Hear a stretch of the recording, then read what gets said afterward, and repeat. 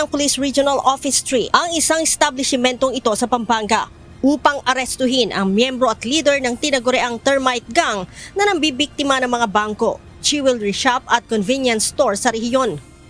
Naghahanap sila ng potential target, then pag may napili na sila, kumukuha sila ng safe house para doon sila nag-i-safe. Of course, hindi naman sila taga roon, so may inupahan silang safe house.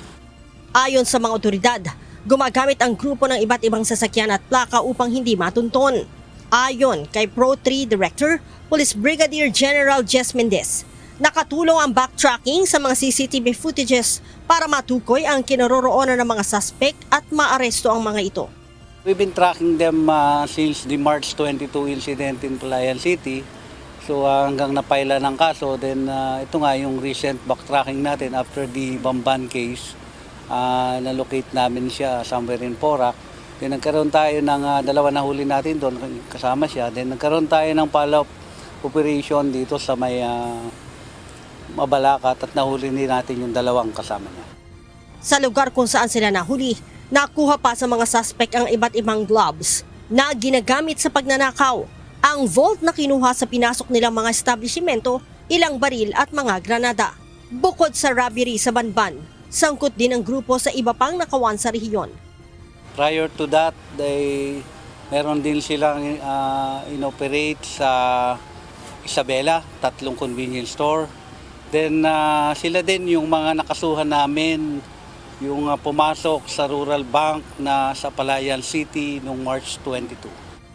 Sinabi pa ni Brigadier General Mendez na kabilang sa orihinal na termite gang ang grupo na kilala sa paraan ng pagnanakaw sa pamamagitan ng pagbubutas sa ilalim ng lupa. Ngunit nagbago ang mga ito ng estratehiya at ngayon ay target naman ang mga convenience store.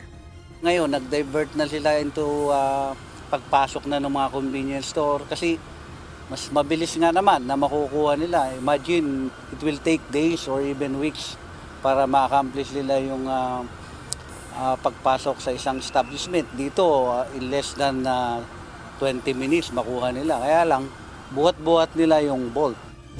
Sa investigasyon ng pulisya, lumalabas na mayroon ng kasong kinakaharap ang mga ito kaugnay sa panluloob sa isang bangko sa Nueva Ecija, habang may standing warrant of arrest naman sa kasong frustrated murder at robbery ang leader ng mga ito. Kahapon, nasampahan na ang mga ito ng reklamong robbery at illegal possession of firearms and explosives. Dalawa pa sa kanilang kasamahan ang patuloy na pinaghahanap ng mga otoridad. Leia Ilagan, UNTV, News and Rescue. Diyos ang aming sandigan, serbisyo publiko ang aming pinahahalagahan.